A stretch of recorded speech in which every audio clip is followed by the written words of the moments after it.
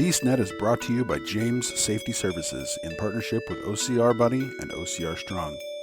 Here we discuss all things OCR and fitness related. Welcome to BeastNet. Welcome to BeastNet. I'm your host, Pretty Mike. You all know me, and today I've got with me Tim Frame. Tim, Hey guys. I know you well. We've known each other since, pretty much. I think your first year of doing it, or it was right after the surgeries. I think was when I met you, when you were right. doing the crutch races, the crutch trifecta. Okay, that would have been in 2017. Yeah. Yeah. So yeah. when you had when you failed the fire jump obstacle. Right. Yeah. Kind of known for that, for all the right and wrong reasons. Well, like we've said before, I think when we had you for it's what was amazing about that was the fact that you're the one that posted the pictures on West Coast Spartans and basically asked the question. I obviously failed this, so I need to do the 30 burpees. So it was that part was, the part that really stuck out to me. I mean, it was just like you're the one that was like, hey, look at what I did. So yeah. So let everyone know kind of who you are. I mean, I know your story, and I mean, anybody who listened, like we were talking, we had you on the show back in May of 2018, at the beginning of your story. So kind of let everyone know who you are and how your story is, and we'll talk about where it's gone. You bet. All right. Well, I'm Tim Frame. I'm from Las Vegas, Midwesterner by, I guess high school and all that, but lived in Vegas for over 25 years now. So that's what I call home, and raised my family here. Been a salesman most of my life, whether it's been in retail shoes or I work at REI now and sell shoes and racing shoes and things like that. But I've always been into sports and was a soccer coach and did that for a local high school too. And so I've just always been a sports junkie. And when I moved out here, I tried to just be active, whether it be baseball, basketball, football, whatever I could get active in. But fell in love with I guess being in shape I guess I went through that fat and happy stage as a father, and kind of just got out of shape. And in 2010, I figured, I'm going to get, all P90X'd up again and get all ripped and stuff like that. And then started falling in love with fitness again, and then fell in love with this little OCR sport, with this a race here in Vegas called Devil Dash, because it was Sin City, and it had a devil theme to it. So I went and did it with my two boys at the time, and we had an absolute blast and playing in the mud, and some of my favorite memories from that race. So anyways, that's my OCR start. And shortly thereafter, there was a Tough Mudder in town, and I had to go do it too.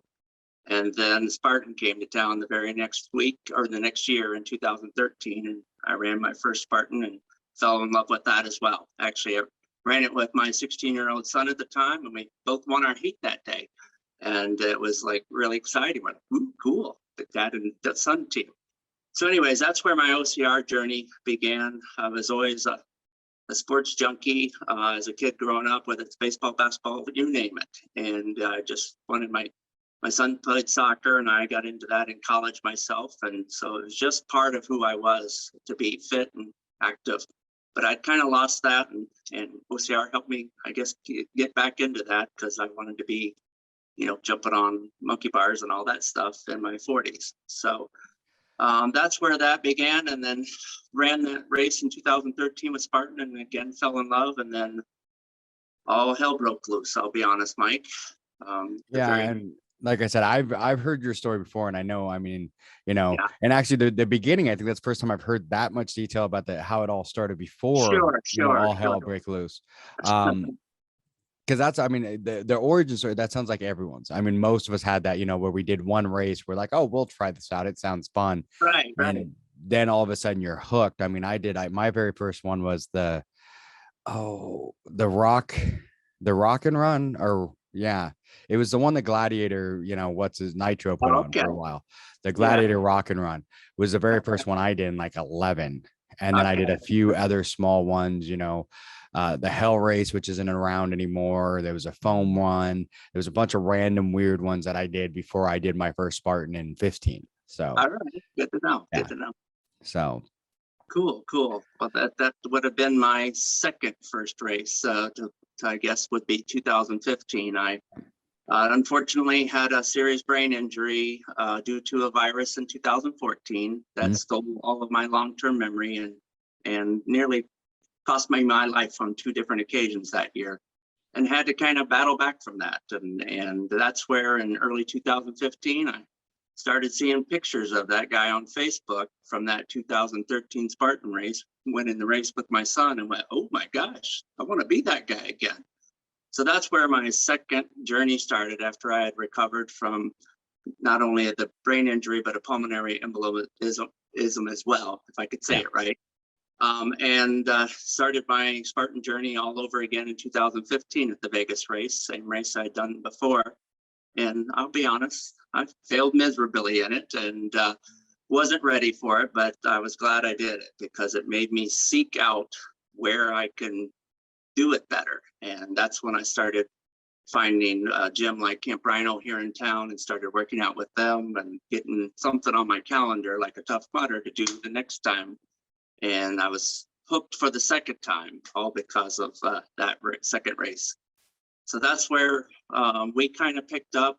I think shortly, we may have crossed paths in 2016 at some point, because that's when I really kind of took off with Spartan. I think so, because in 15, the only races I did was I did Montana, the Montana Beast, the Founders race.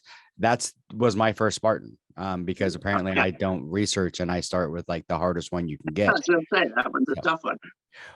Well, yeah, because I mean, even that year, a lot of people don't realize, because, you know, I even mentioned the other day that my first race was a Founders race, and people are like, what's a Founders race? I'm like, I haven't seen one in years, but it used to be pretty much, it was like Norm and, you know, everyone got together and all the founders, Joe and Norm and everybody, and put together this like insane race. And there was obstacles.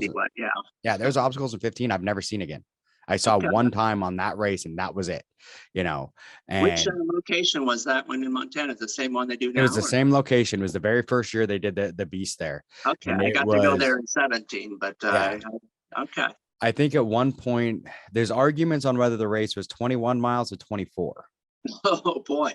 So it was brutal. And that was my when introduction. Spartan mile for Spartan miles. Yeah.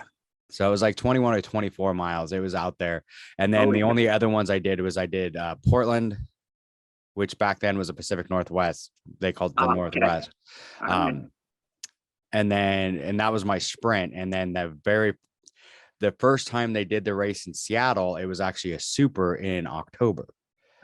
In 15. And that's how I got my trifecta in 15. And then 16, I think probably would have been the first time we went cross paths was Vegas. Because Vegas, that was the first time I did Vegas.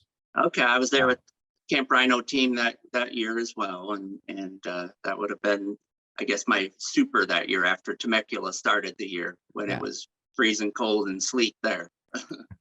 And that's one thing, I always hear you guys talk about these gyms that you guys have, and I'm jealous because we really don't have one here. There's one that I keep hearing of, a ninja gym like close to me, but every time I've talked to them, it's been because of COVID. They're not, open or whatever. Sure. I keep hoping that we're going to get a gym up here. But for most listeners know, my time in Seattle is coming to an end. I'm probably at the end of this year, probably moving. So. Okay. All right. Coming down to Vegas?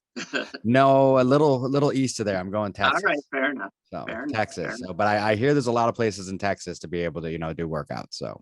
Sure. Yeah. No, that's exciting. Good luck. I hope that goes well. Texas is pretty darn cool too. It is. It's one of those, my company's looking at opening an office down there, and I've pretty much the first in line to run it. So. Sure. Super cool. Yeah. All right. Good stuff. Yeah.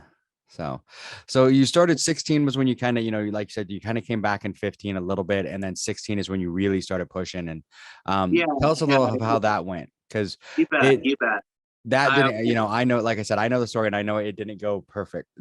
No, it didn't. Well, like I told you, I found when I failed in that 15 race miserably, I had to find a place to go get better, I guess. And that was just the way I was built. And that's when I found Rhino, and thankfully Rhino had shared my story of what I'd overcome with the brain injury and pulmonary embolism with Spartan, because they were in Spartan gym at the time, and Julie was a SGX coach.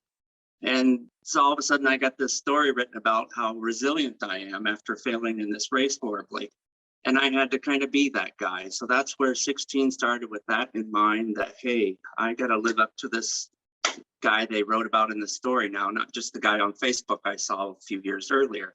Yeah. And so that started a wonderful journey. I wanted to get my first trifecta, and that started with Temecula in Vegas. And then we went to Pala back in California later that year. That was going to be my big deal. And I got my first trifecta tattoos that year and had to fill them in as I earned them. So Nice. that was where I got the outline to start the year, and figured I didn't want an unfinished tattoo. That was my motivation to get my first trifecta. So that turned out great. And all of a sudden they had Tahoe World Championships happening. And I'm like, okay, I'll go do that too. So I ended up going there in Sacro, and I think LA, to finish the year on my birthday, to get a double trifecta in 2016. So that was exciting, and happened to throw a Tough Mudder or two in there, and a couple terrain races, and Battle Frog before they died that same year, and a couple little local ones with Camp Rhino. Yeah. So it turned out to be an exciting year, and did like 12 races and a couple of trifectas after the goal was to do one. But yeah, met a wonderful people all over the country, and got involved with the team Spartan Para up at Tahoe, and became an active member with that team as well. And just turned into, ooh, this is pretty cool place, or pretty cool thing to do on a regular basis, and was hooked. Yeah. Unfortunately, during that time, my damn hip was falling apart due to some of the complications from the steroids they had me on to save my brain. It was eating away at my bones, and my hip was falling apart. So that's when 2017 began, with a right hip replacement surgery early February. So that's where 17 began, and we kind of crossed paths, and I was racing on crutches 3 weeks after that first, or in Arizona in February, 3 weeks after hip replacement surgery. And probably should have been doing it, but I walked it with a group of pastors that were down that area. They first time race, and they thought it was cool that I got to do it with them, and thought they'd be inspired to walk it, crutch it with me. And we did that race together and hopped the fire like it was no big deal on crutches. And then Vegas happened, the one you saw pictures of me falling in the dang fire because my crutches got stuck in all the sand in Vegas. So that's what I blamed that on.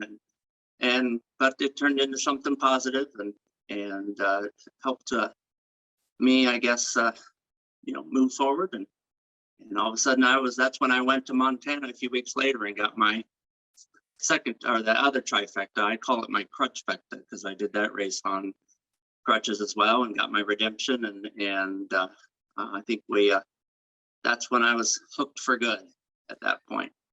Yeah, and I Spartan does that. I mean, it's one of those things that it pushes us to a different level. I mean, I can't think of another sport where you would think of, I'm going to try this with crutches. I mean, most people know in 2016, was it 16?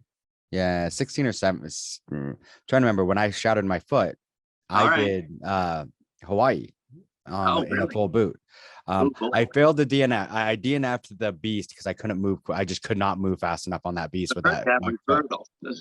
Yeah, it is. And with my foot in a boot, I just could not move. And I ended up DNFing because I ran out of time. Norm pulled me. I mean, literally like pulled me from the course, like, you're done. And I'm like, no, I can keep going. He's like, no, you're done. And then I did do the super the next morning. But, so I can't think of another sport where you would think I'm going for it. I'm doing it anyway. Right.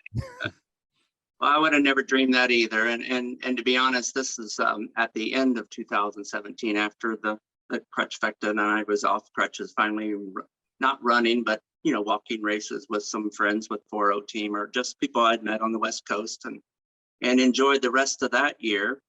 And then got notified that, oh wow, you've qualified for OCR World Championships. Do you want to come? I'm like, oh, I'm a journeyman. I didn't qualify other than earning, I guess, enough races to be a journeyman, and decided to go. What the heck, I'll do that.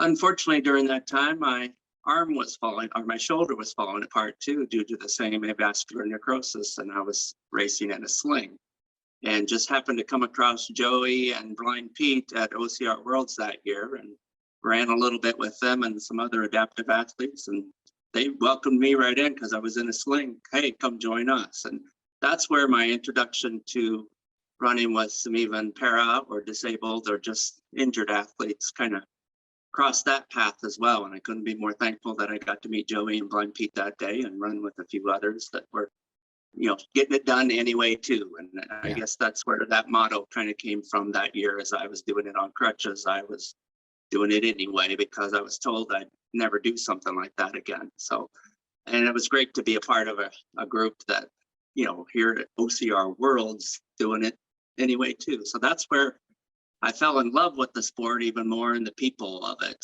as much as any part of it. So that's where 17 really reeled me in the most. Yeah. And by Joe, you mean Joey McElroy from I did. yes, from More Heart Than Scars, which Absolutely. we do a lot, with BeastNet. We do a lot with More Heart Than Scars too. Absolutely. And they were down in Florida recently too. And it was great to see Joey. I was supposed to be there at that race with them in December, but my work pointed out how much vacation I had already taken. All right. So, that's where I crossed paths with Boggs again. So yep. And he's a great guy too. I mean, Boggs is out there, running with More Heart Than Scars. And he's definitely one that, he's the one that really got us working with More Heart Than Scars. I had talked to him a couple times, but he's the one that really got us going with them. So, because he's really big into helping people. And I mean, that's one of the reasons why he wanted to be part of this podcast is he loves helping people. And so do I. So it was a rewarding experience to do that with them again down there, and quite a few others like Oscar Mike and Enduring Warrior and so many others that are out there. They're just fantastic teams, and grateful to be able to be a part of that too. And they're just out there to help people. I mean, that's one of the things. Oscar Mike, I mean, they're another one that's amazing. I mean, they help veterans get through it. A lot of times just guys that have PTSD or whatever from being out there and doing something like that and getting out there is tough for them, and they just help them get through it and just make them feel comfortable. And I love seeing that. That's one of my favorite things about Spartan is that part of the community, that just everyone wants to help. Yeah, you don't even have to ask. It just is offered, most of the time. It's just they see somebody in need. And I don't know, I'm proud of that. It's probably, what other sport do you know of that has the, we think about egos in sport and all that, but this sport, it's for everybody and all ages. I've run with 80-year-olds and 90-year-olds this year with Paul and Monty down with Operation Enduring Warrior too. And you see that, and then you see blind, deaf, and broken, and a million different things. And I'm grateful that it opened up my eyes to that as a technically disabled athlete due to the brain injury. It opened up some doors for me to even work in the para stuff that was going on with Spartan in 18 and 19, and run with guys like Casey. You've met Casey McAllister, and all those teams that got to run in the para world championships those 2 years. And it was two of the most rewarding events I've ever been a part of in regards to Spartan and OCR in general. So that has been wonderful to be a part of and to see it grow as well. Yeah, and that is amazing. I mean, I've always been one, I've always said I would rather, if I had a choice to standing on the podium or helping someone, I'm going to step back and help someone. I mean, I get more reward from helping somebody and knowing that they were able to finish that race because I was there, rather than being, hey, I got a podium, but they didn't get a finish because nobody helped them. So it is a rewarding feeling to be able to do that. And why it actually led me to in 2018 pursuing before my brain injury, I had earned my NASM certified personal trainer's license and was wanting to work with young adults in boot camps for soccer, or you name it. I wanted to be a personal trainer and help people be more fit too. And I'd lost all that with the memory loss. So that Spartan inspired me to want to go get that again. So that same year in 2017, I re-earned my NASM personal trainer's license again, and because that's who I saw in those pictures. That I wanted to be that, and I wanted to regain that. And sure enough, then in 18, I went and ran the LA Dodger Stadium race, and it just happened to be having an SGX certification workshop there, and I had just gotten my NASM certification and was qualified to do that. And all of a sudden, I'm jumping in full steam as an SGX coach and getting that certification as well. And it's opened up wonderful doors for me too, to, like you said, help others and do some coach guided runs for those that are first timers, or even in the para, I was able to be an SGX coach para mentor and run with some first time para athletes as well. And what a rewarding experience all of that has been, and helped me be in a position where I was the one being helped, and now I get to be the helper. And it's been remarkable. And I couldn't be more proud of Spartan for providing that opportunity for me and so many others. Yeah. And they are a good company about that. I mean, they really are about helping. Yeah, and you see it through this whole sport. And that's what was so rewarding to see it in OCR Worlds or wherever I've gone. It's you just see it everywhere, that same camaraderie and that sense of wanting to help and lift each other up. Yeah. And that's what like you said, that's what I love about this sport too, is, I mean, I've been on both sides where, when I first started, I was getting healthy, and then I had my foot injury, and then I let that become, my, get out of shape excuse. It happens. And when I did, 2019, when I did Los Olivos, I was 290 pounds. I could barely move, but I'm still like, I'm going to still do this race. But then after the race, I'm like, okay, if I'm going to continue doing this, something's got to change. Yeah. I know that hit you hard. I watched you last year in 2020 work hard to get that back and get into the triathlon shape and all of that, and the marathon this past year. And yeah. And it's been tough, and it's one of those things. Once you get out of it and you lose it, it's tough to get it back. But one thing I have to say with you is, I mean, I didn't know you before the injury. I didn't know you before the brain injury. But the one question I have, you keep saying you wanted to be that guy again. Sure. Now, do you think you made it, or do you think, I mean, that it's a great question. Surpassed it and become even better? Well, I'll say, I'll use the word different for sure. Yes. But those were I was in a situation where I didn't know my wife, I didn't know my family, I didn't know my son, and they knew me and who I was. And so I had seen all these pictures and heard stories from everybody, my entire family, of who I was. And so it was important to me to try to be that guy for them again. And, and so I see these pictures, and I got to be this type of son, and I got to be this type of father, and I got to be this type of athlete or whatever, or husband. And all those things were important because that's what those people remembered me for. And they seemed to love me for it, And so that's where that came from.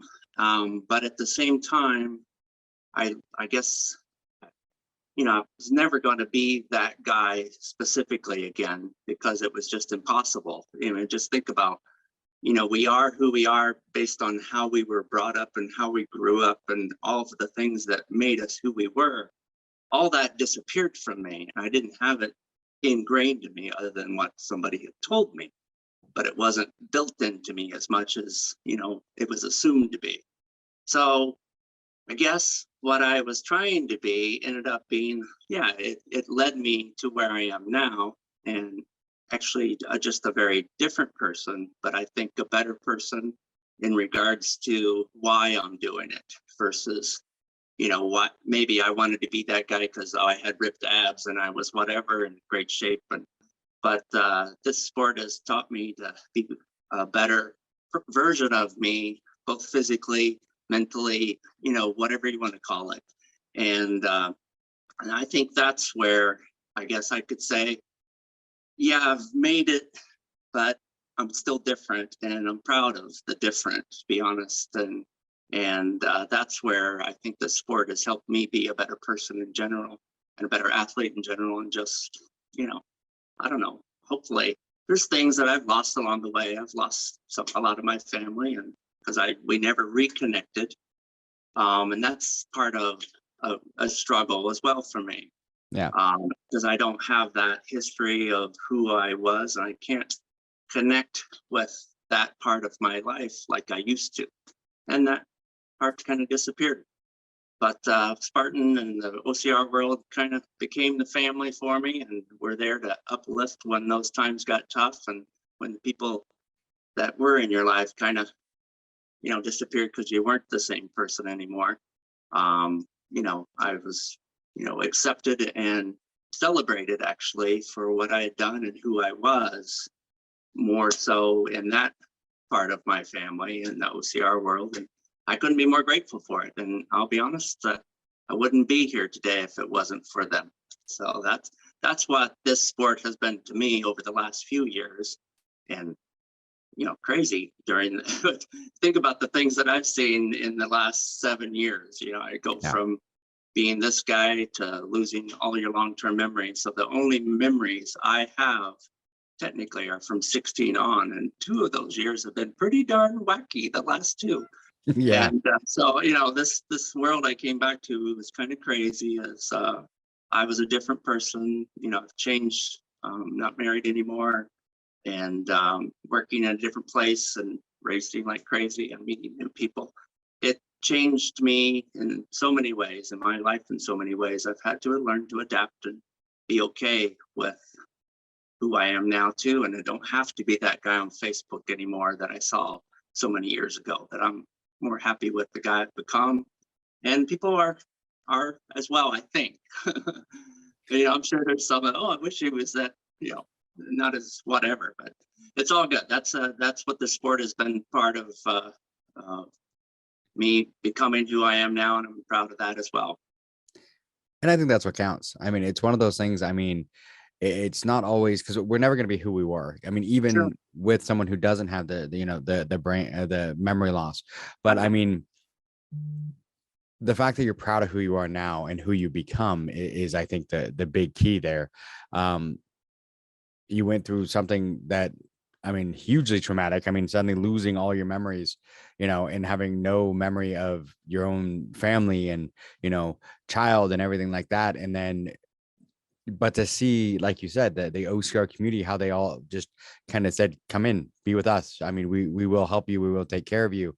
And that's what I've seen from the OCR community in most ways, is when somebody has that, it's like, hey, you're hurt, you're injured, you have a problem, come, we'll help you, we'll comfort you, we'll help you get through this. No matter what it is, even just on the race, or, when I was 290 trying to do Los Olivos, I had so many people helping me try and get through. I mean, I feel sorry for my race partner, Jody, who had to put my shoulder back in a socket 3 times, but but I had so many other just strangers, like, because a lot of people know I don't like the dunk wall for whatever reason. I don't like putting my head under water that I can't see into. Sure. So I hate the dunk wall. And I mean, I came up to it and I'm already having issues on the race. I'm taking too long. I'm having issues. At that point, I'd already dislocated my shoulder twice. And some random lady's like, here, let me help you. Yeah. And helped me go onto the wall, comforted me, everything else. And then I just never saw her again. But it was just like, wow. I mean, you get those amazing things from people, and it is just so, this community is amazing.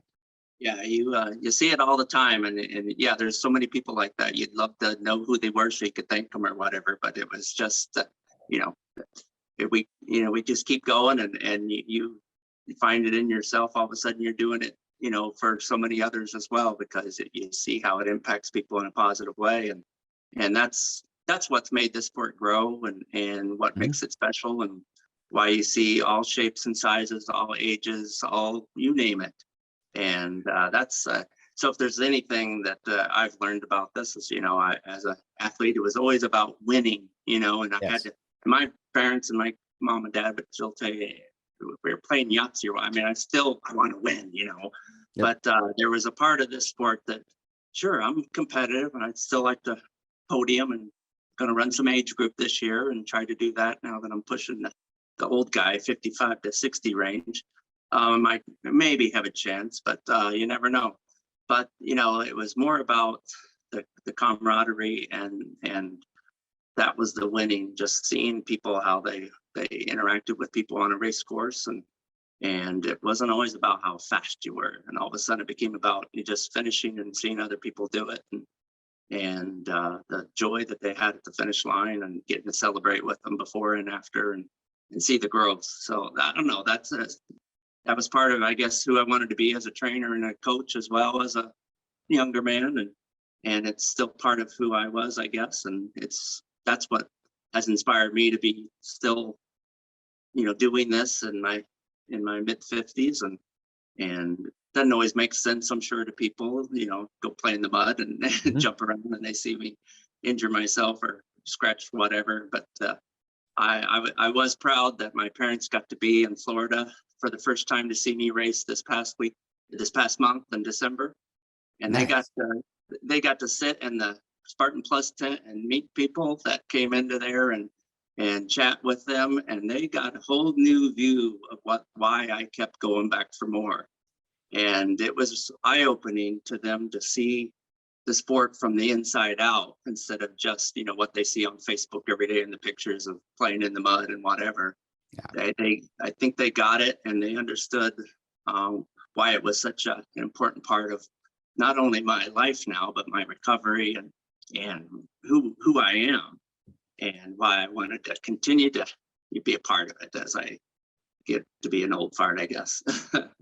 And I get that one, because that's one of the hardest things for me is I have like two of my nieces have done the races with me, and that's it. And they've done like one, and that was it. Sure. But the rest of my family just questions why I do this. Why are you doing this? Why do you put yourself through this? And I think if they could see that, inner working, it's like my one niece that went with me, she cracked up because we went to go like walk across the to go do something, and she's Right. like, it took us 15 minutes because everybody knows you stopped and talked to everyone. It's like, because that's how it is. I mean, I Sure. feel some people in the OCR community I consider more family now than my actual like birth family. I mean, because they're the ones that have been there for me, over the last, few years when I've been struggling Sure. with the weight, and they've been the ones that have helped me rather than hinder me in any way. So Or it, encouraged you, or what? yeah, Yeah, or whatever it might be keeps you going. yeah. I mean, I've got so many. I mean, I could name so many. I mean, Dawn, but I mean, me and Dawn, most people, some know this, some don't. Me and Dawn have known each other since preschool. Oh, really? Yeah, we met in preschool. Me and Boggs met in preschool. All So right. I we've known just each other. assumed OCR related. Yeah. Yeah, so we've known each other a long time. I All right. kind of am the one that got him into OCR a little bit. He did a little bit before, but I kind of suckered him in. But you know, we've known each other forever, but I mean, he's helped me quite a bit. I've got my, I call him my suffer brother. Brian Kays, we do something like, at least once a month, sometimes 2 or 3 times a month, where we just pick like, a battle miles or some weird, insane workout and go do it. We're getting ready. We're the ones training together to do triathlons this year. So All we're right. just still doing Spartan, but I'm going for triathlons too. Yeah, I saw that you were doing a little more focus on that. It's been, I don't know, it's been jabbing me for a while, because I think I told you I was training for an Ironman when I got sick. That was like going to be the big thing I wanted to do. And I don't know, it's always been kind of jabbing me too that, I never did go do one officially. Yeah. So it's kind of in the back of my mind, but I love this, the Xterra stuff as well. You seen that, the more the outdoorsy Ironman mentality, I guess, or I it's haven't seen more. it. I might have to look at those ones too. There's some new I races saw that that I want to just look at. on ESPN one day. It was like the World Championships for Xterra, and it was like a mountain bike ride instead of a road bike ride, and a lake type swim versus just a pool swim. And then a true trail run. So it was more, off-road type, where most triathlons are road running and road biking and a pool swim sometimes, or ocean swim. Yeah, But, the one that I'm doing, I've got a couple that I'm doing coming up, but the Ironman I'm doing it's a lake, and then all right, it's a pretty hilly course. It actually cool. almost goes right by my house. So And it is then, outdoors. All right, good. yeah, so it's going to be an interesting one, because I attempted last year, but All my right. problem was I'm not a strong swimmer. I'm a self-taught swimmer. It's So I'd had a coach, my coach Laura, she's amazing. She'd coached me for like 2 months all right. when I went for it. And I killed myself on the swim, and I was so exhausted Yeah. by the end of the swim. I couldn't catch up on the bike. It's So funny you say that because if there's any of the memories that I do have about any of that type of training, and I used to journal, I journal everything now just because I have to, yeah. but I did back then too, just as an athlete, we tended to journal stuff. And some of the notes that I had written about that when I was training for that darn thing is I hated the swim training because it was just, it was hard and monotonous. And obviously you're in a pool just back and forth, and it was boring and you Yeah. couldn't listen to music, and it's just, I don't know. It's funny to read some of those notes sometimes, like, okay, I guess I was in the process, but the swim was killing me too. And Yeah. And the hard part now is right now finding pools that are open. sure, good You know, point. Yeah, there's not a whole lot open, and normally I'd go just swim in a lake because I have a lake right by me, but it's Really? glacier fed, and right now it's really, really cold. I bet. Yeah, it's cold enough even in Vegas right now. I wouldn't want to be lake swimming, but Yeah. but I don't know. That'd be cool. I'll have to put that on my bucket list maybe for next year. Well, I think that's what Spartan kind of does for us. I mean, it gets us. I mean, I don't want to say it's a stepping stone. I mean, it is in a sense, but it also gets you. Sure. It gets you out of, like they say, get you out of your comfort zone. Sure. And then, not to sound bad, but you do Spartans enough. Now Spartan is my comfort zone. Sure. Well, good So point.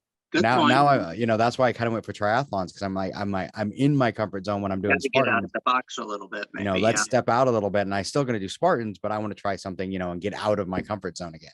Yeah. I know. And I'll be honest. I need to do that.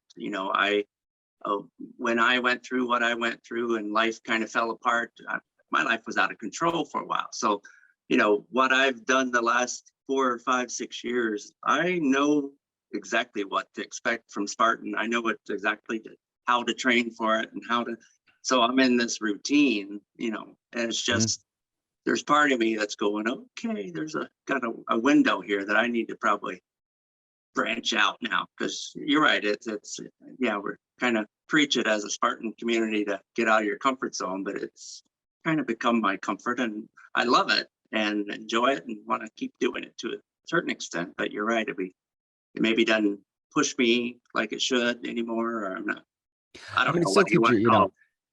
It still keeps you healthy and keeps you, active and everything like that. But like I said, it's one of those that, when you first did your first Spartan, you're out of your comfort zone. You're like, this is insane. I can't believe I'm doing this. And now, and especially for me, because my big push was eventually I'll do an ultra. Someday I'll do an ultra. Right. Well, I did Dallas. Yeah. So I'm like, did you do that this year? Yeah. We crossed paths there, right? Yep. Right. I got a picture of us today, because when Don was like, when Boggs was like, do you know Tim Frame? And I'm like, here, this is us hanging out in Dallas. That's right. Those kind of moments, I'll be honest, one of my biggest challenges is even what happened recently. I don't always hang on to. I was pretty sure that we did, now that you bring that up, but I'm glad that we got that, because I was down there doing it with another first timer too. That was my second. Yeah. And was a lot of fun, but that's right. I remember you being there now, and where we got our picture taken together. So thanks for reminding me of that. Oh yeah, no, it was fun. It was one of those ones. Now that I've done the ultra, I'm kind of like, okay, now I always thought that was going to be coming out of my comfort zone, but it's just like, it wasn't. It was a tougher than a beast, obviously, because I had to do 2 laps, and there was that extra 5-mile loop of hill and double sandbag, and that double sandbag was brutal. Oh, it was, because the hardest part with the double sandbag was once you got them on your shoulders, you had to hope they stayed, because by the end I had one that was like sliding down. It was uncomfortable positioning. Yeah. It's like, if I set this down, there's no way I can pick them both back up. So I've got to try and keep them. So yeah, it was definitely a challenge. So yeah, I messed up my neck a little bit that day, because I was kind of fighting one of them too. Yeah.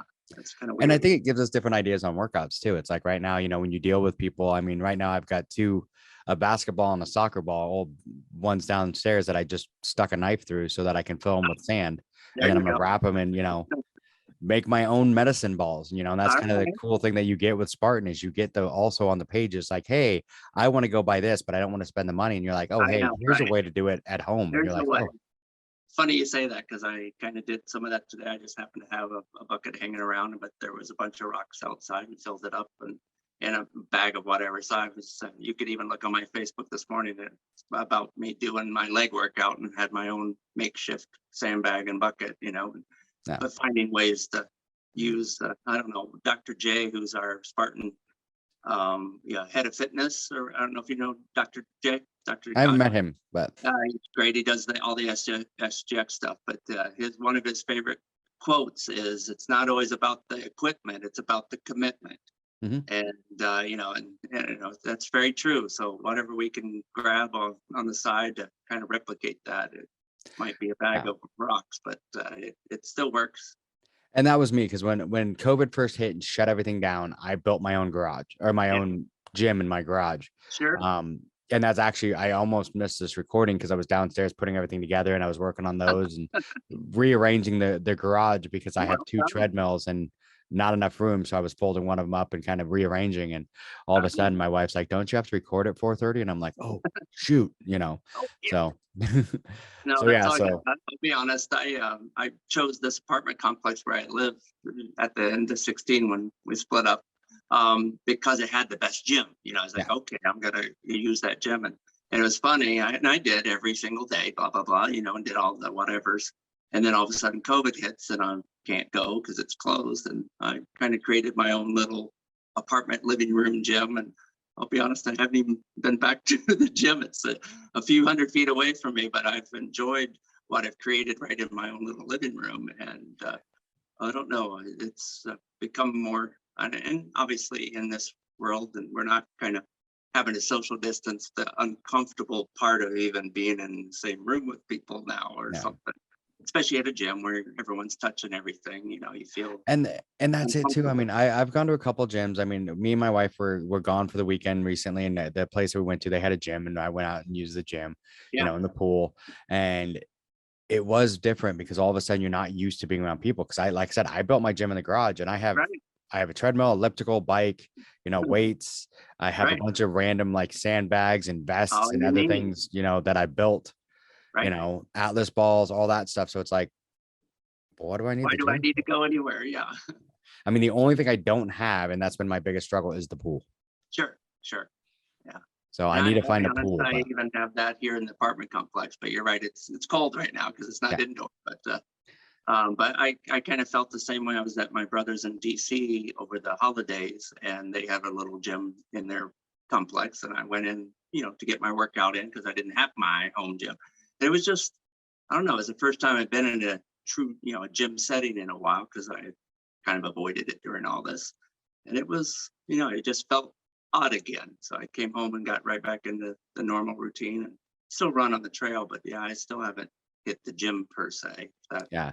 And I mean, So that's it for me. I would much rather, like, if I run, I go like during the winter, I do end up becoming kind of a treadmill runner. yeah, Um, you're because colder than we are here. yeah, in Seattle it gets cold, and Yeah, it's wet. I mean, I think it's rained almost every day for like the last sure. 3 months.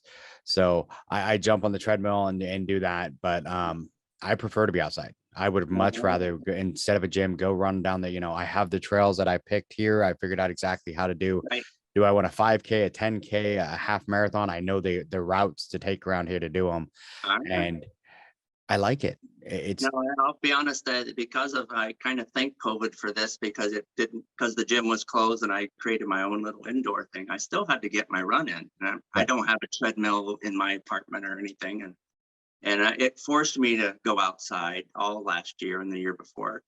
And I found, oh, this little community had all these little trails per se. They were all dog walking trails or whatever, but it's in a part of Vegas that actually tried to maintain some trails.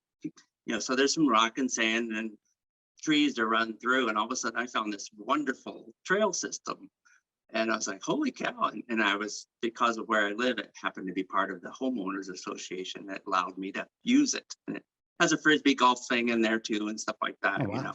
I'm like, oh, cool. But I'm on that trail every single day now. That's why I haven't even gone back to the gym to get on the treadmill because I'm enjoying the running outside. And during all the virtual stuff last year, as a SGX coach, I was kind of asked to keep the Spartan world going and, Mhm. be that guy on the West Coast Spartans pages or whatever, all the Spartan pages that I'm part of, to be, hey, get people off the couch because they're all sitting at home watching the news and stuff. And so I was Mr. Virtual guy last year and ended up doing 32 virtual trifectas because of this darn thing. and got a lot of running in because Yeah. of this trail. So it kind of forced me to find this alternative place to go run. And now I don't want anything else. That's probably another reason I haven't been back to the gym, because I've enjoyed just finding something new. So branching out. Yeah, and that's been the hard part for me is I don't like the treadmill, but I also don't like being completely and utterly soaked when it's cold. Yeah, you're wet and cold. I'm lucky. We Yeah. haven't had rain here forever. So Yeah, and see that was it. Like when I did in June last year when I did the marathon and did the tunnel marathon, which is yeah, basically straight downhill.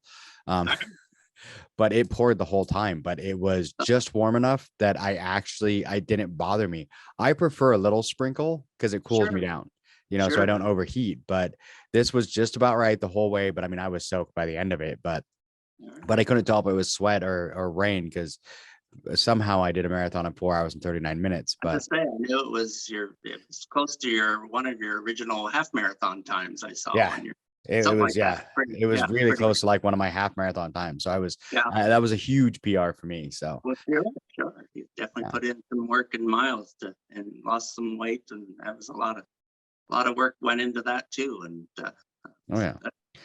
So what do you have coming up this year? I mean, I know because you're working with the Paras, stuff like that. I mean, I hope Don so. always gets mad at me if I go too far over an hour, and we're almost to an hour. We haven't even talked about Okay. what you got coming up. All right, fair enough. Well, we'll see. Hopefully Para comes back. Obviously during COVID, it didn't happen either 2 years. So I'd love to think that that's going to come back, whether it's Laughlin or not, so be it. If somewhere else, but Spartan had in mind that they were going to try to add para heats in a lot of events and just make it a thing. So I'd love, but that group hasn't been active at all during this period of time. And I get that. So I haven't even investigated. So I'm just going to do my normal and kind of hit the normal stuff. I'll hit, SoCal a week and a half from now, and then do Arizona and hit Big Bear. And I guess San Luis is actually going to happen this year in March. So it's Is slow. Vegas going to happen?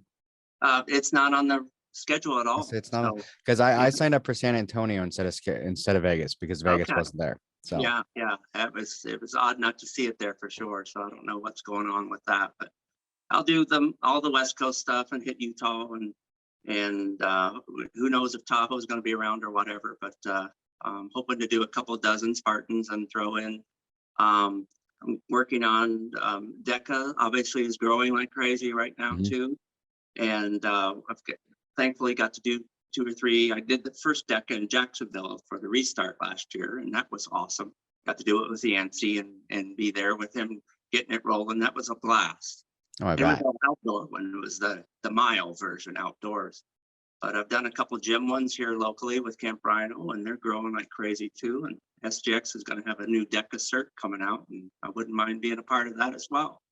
So we'll see. Maybe more of that coming down the road, and more indoor gym-oriented type Spartan events that we can do and maximize those as well. So we'll see if that keeps growing. I'd love to do more of that, and even some more ruck stuff that's still growing as well. So, but other than that, we'll play a couple dozen races, and I don't know, we'll see where it goes from there, and throw in whatever else we can in along the way.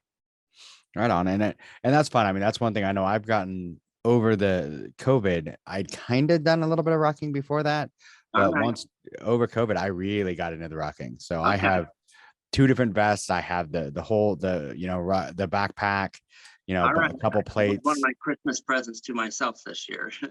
Yeah. So the rocking's interesting. I actually, because I'm insane, I decided I rocked Montana the whole trifecta weekend. Oh, really?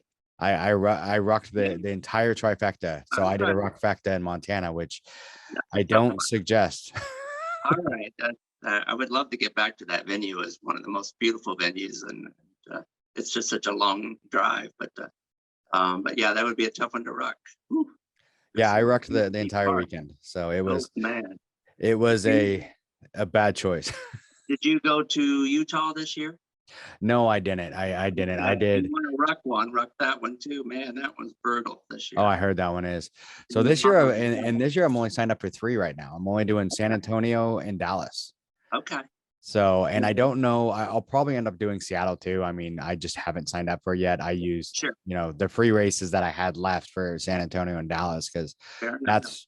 that's where we're probably going to end up.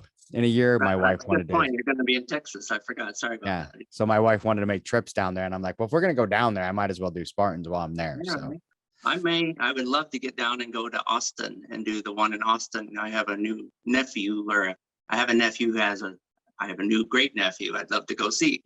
nice. But they live in Austin and it'd be a new venue for me. There's one thing I'd like to do is maybe not go to all the same venues over and over and over again and try. I've never done Killington. And obviously, that's one that falls on, I think, 9/11 weekend again this year and would be a special place to do it. I still and love that's to been go to my Greece too. one of my new goals. And my wife even bought me this like cool little um uh wall hanger that's basically I want to hit every state. I want to do a race. Oh, okay. And it Yeah, doesn't have to be a Spartan, but I want to do sure. some type of race in every state. Make you So go someplace new. Yeah. yeah, and this one actually, the way it's set up to it even has 50 little hangers. All right. So for every medal you earn, you can hang, Hang it on along that. with, But and yeah, then it's a a great map that you idea. can color in.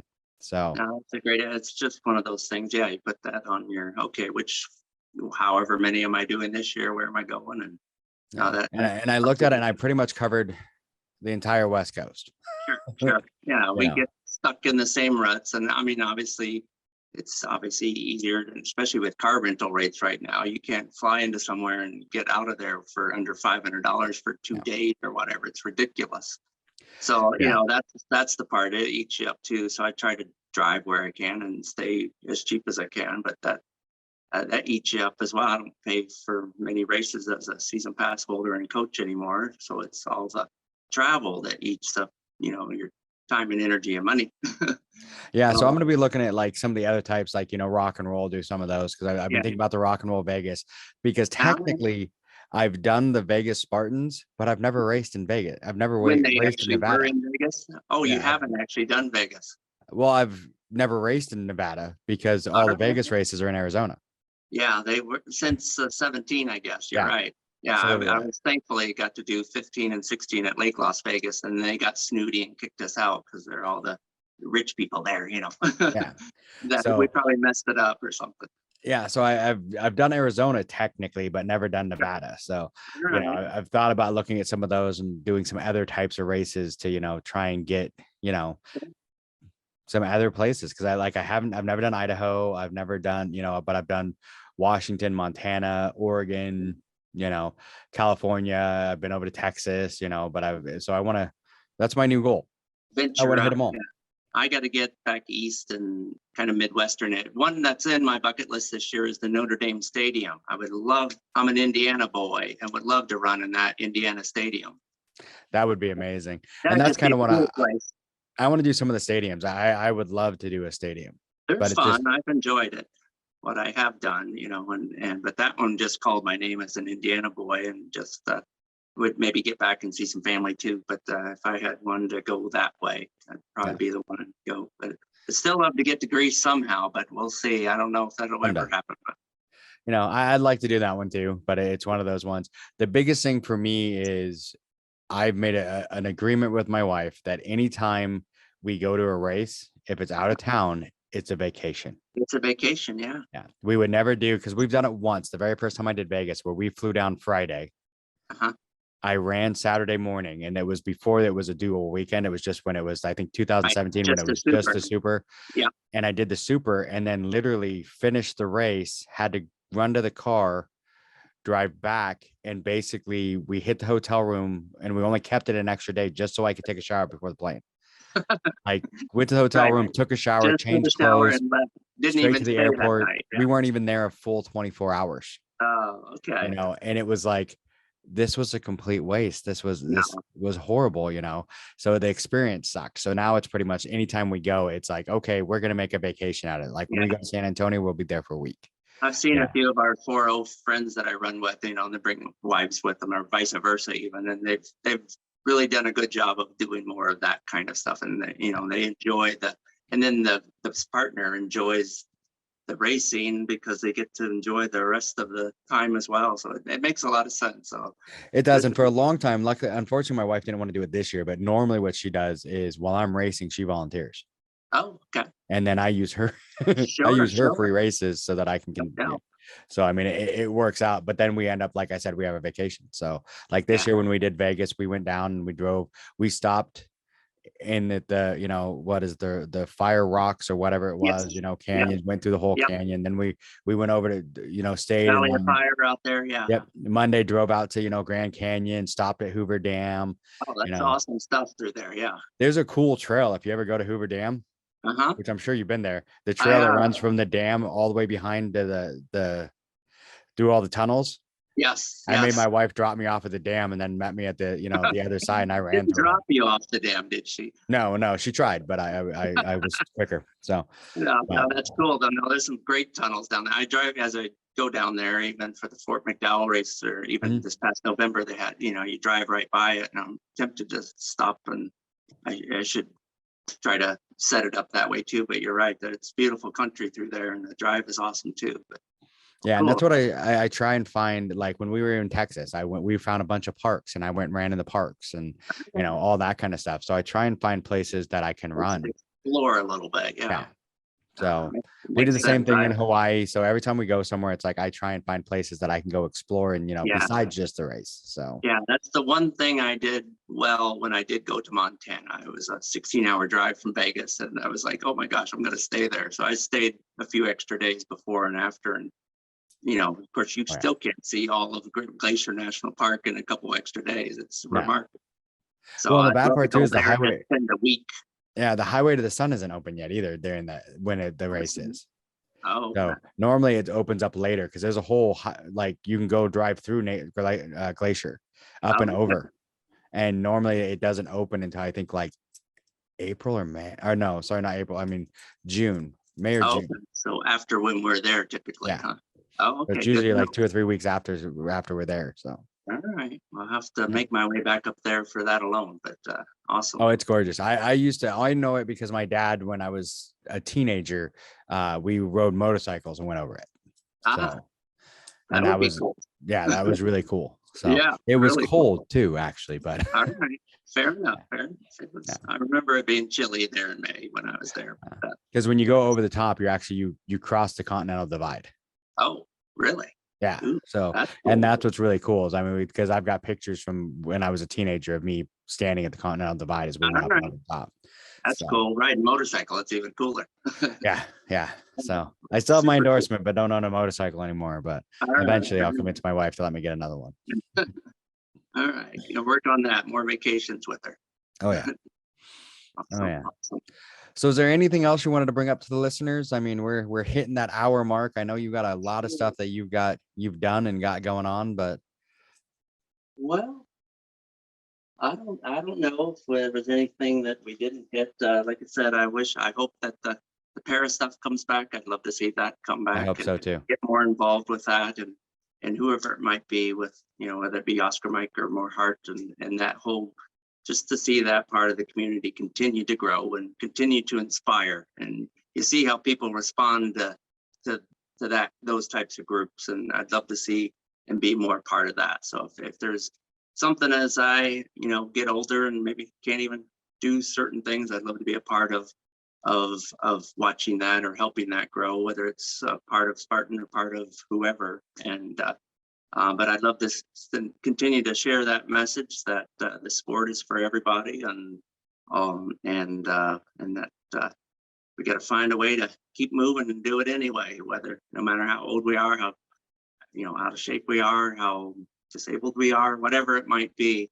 We don't know how it impacts the people around us, and I'm thankful to have been a part of that's rewarding to those that are in that I'm thankful to have people stop me on the course and say thanks for sharing that, and or thanks for doing what you do. And there's nothing more that you can want from something bad happening to you, to see it impact somebody else and yourself in a positive way.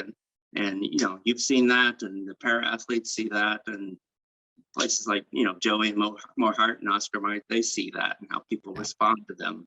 And that's what makes this sport special, and it makes me proud to be a part of it and want to be a part of it going forward. So that would be what I would want to bring up, is just keep watching that grow and hopefully keep being a part of, them inspiring the world. Yeah. And do it anyway. Yeah, do it anyway. So That's got to be my favorite motto. thanks. It was just kind of came out of, I don't know where it came from specifically, but I'm grateful for it. And I don't know. I guess my mom would say it's just because I'm stubborn and hated to be told no. Yeah. And when you have a doctor after your hip replacement surgery say you're never going to run again, that just, I couldn't accept that kind of no, and so that's where that stemmed from. And that same doctor actually has pictures of me on my Spartan races on crutches up on his office wall now. And he says I'm good for his business, I guess. So I Yeah. don't know. It's just nice to see a doctor like that. It said no. You go, hey, you've done something right. And he saw how hard I worked on my recovery, and maybe didn't do everything right, like falling in the fire, but he knew that and those are things that I'd love to inspire others to find ways to keep moving in appropriate ways, and that was I guess the message I was trying to send, that the worst thing we can do is shut it down and not be a part of, and it goes for up here as much as it is for our body. And and It's a that's, mental game. Yeah. There's a big mental game. That's one thing a lot of people, people know I damaged my foot, in Sure. 16 or 17, whatever. But I had a doctor tell me, because of the way I broke it, he's like, you're never going to get push off on that foot. Yeah. Your chances of ever running, It's heartbreaking to hear at all somebody is say not that. going to happen. Yeah. And I'm like, oh, and I believed him for like 2 years. And then all of a sudden I'm like, well, what does Wait a he minute. know? Let's try it anyway. And then I pushed, and I had a lot of pain. I mean, there was a lot of times where all of a sudden, I'd get that scar tissue breaking up in my foot. But once that scar tissue was gone and I started getting movement, I mean, I ran a 4-hour and 39-minute marathon after a doctor told me I'd never run again. Right. Yeah. It's just something about, I don't know, being told no sometimes makes you want to say, prove them wrong, or whatever that feeling is that you feel, because it's heartbreaking to hear somebody say that when it's such a part of you. And again, I didn't even know it was such a part of me, but it was just ingrained, what moves us. And I'm thankful your that body part remembers. of me, I'm thankful I didn't forget that part of me, because my mom goes, oh, there's parts of you that are still there for sure. And that being ornery and that being stubborn and gonna do it anyway was still the son I knew. So that was good to hear too. So Yeah. I guess in that regard, I was being the guy I was before. So Yeah, but helped as well.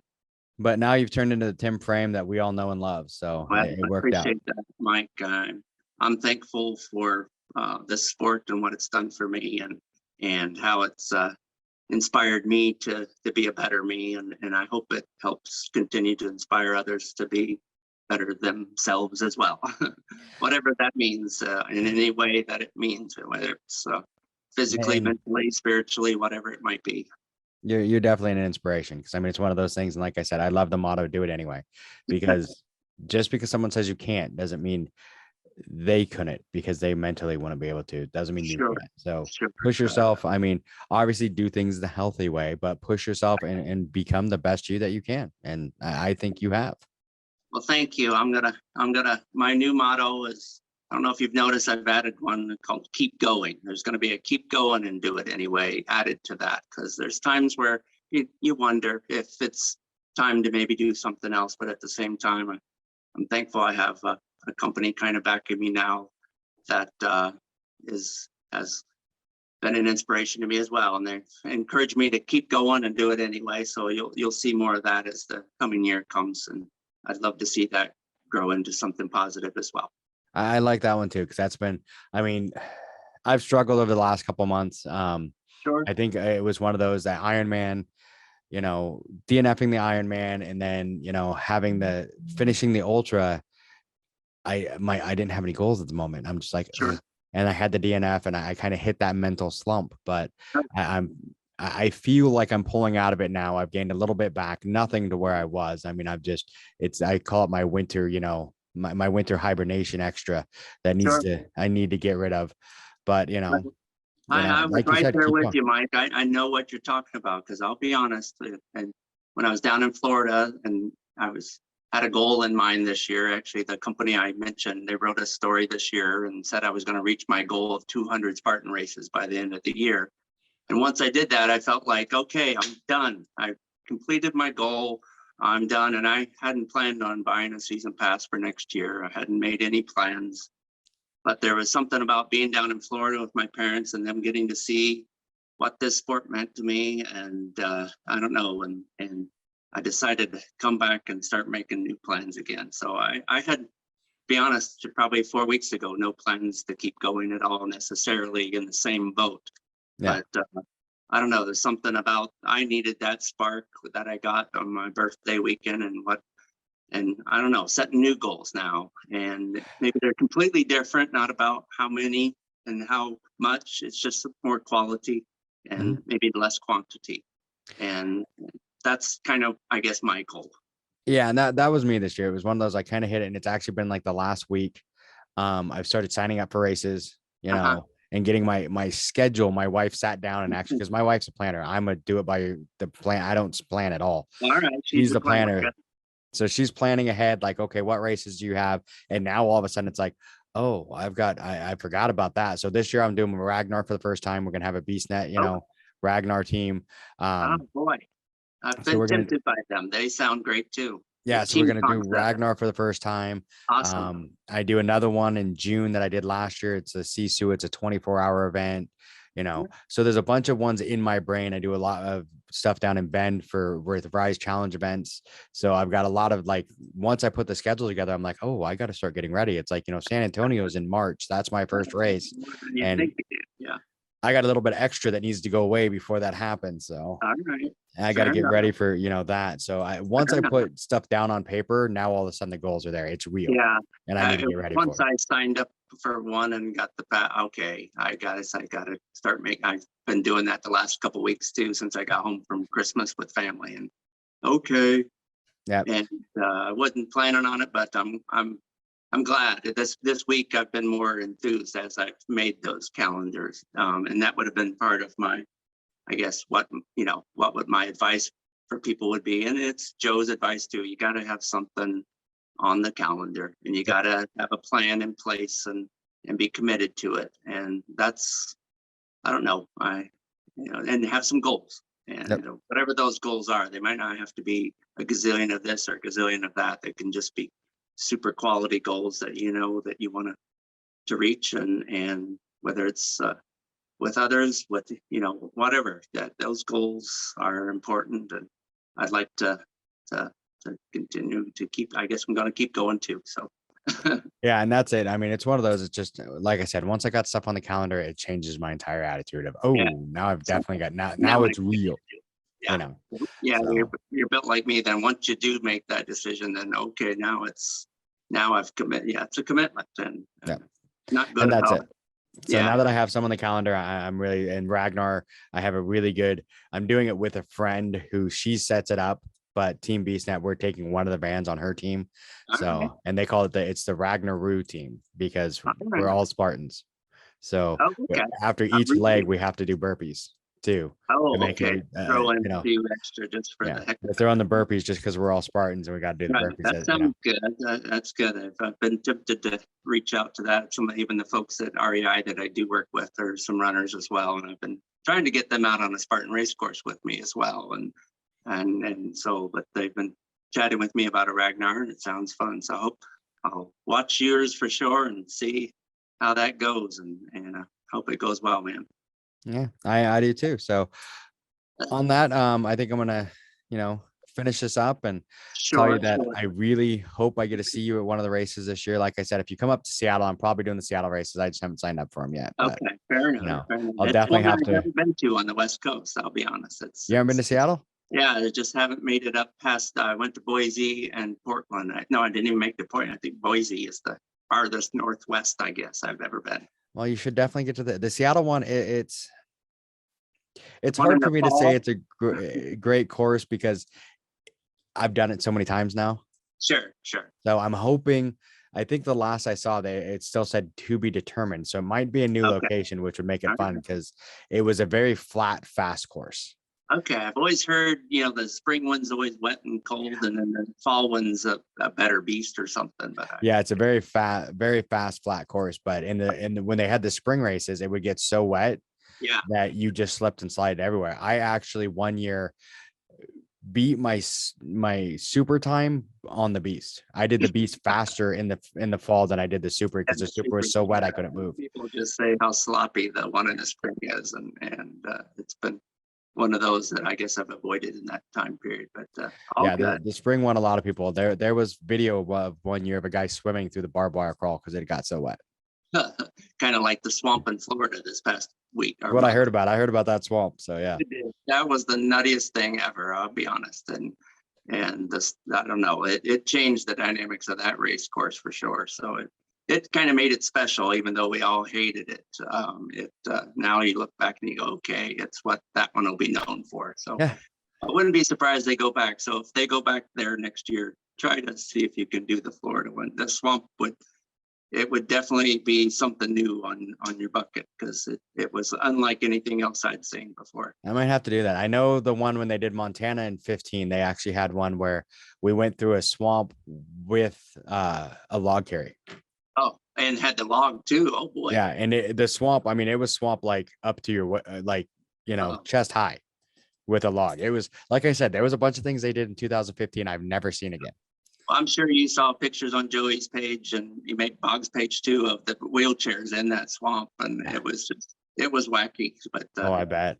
I don't know how they did it because I could barely walk through it. But it was almost 2 full miles of that stuff. It was nuts. So yeah. More hurt than scars. They've gotten really good at, getting people through places with those wheelchairs. They do a great job. Awesome to watch and inspiring as well. So I definitely quit whining as soon as I saw that. Yeah, it does put things in perspective. It does for so many people. So it's great to be a part of it. Put that one on your list if it's going back there. But it was a special way to end the year on my birthday weekend. So I'll definitely have to look at that one. So yeah, check it out for sure, man. All right. Well, thank you for talking with me, Tim. This was a blast. I always love talking to you. So we'll definitely have to get you on again. It was great to see you and chat with you again too. And I do hope we cross paths again real soon, bud. Me too. All right. Talk to you later. Awesome. Thanks so much. Yep. Bye. Thanks for listening to the BeastNet podcast. If you haven't done it yet, find us on Facebook, like and share the podcast. Give us a review on iTunes or Spotify. All these things will help to expand the show in the future. Don't forget to subscribe and let us know what you think and what you'd like to hear.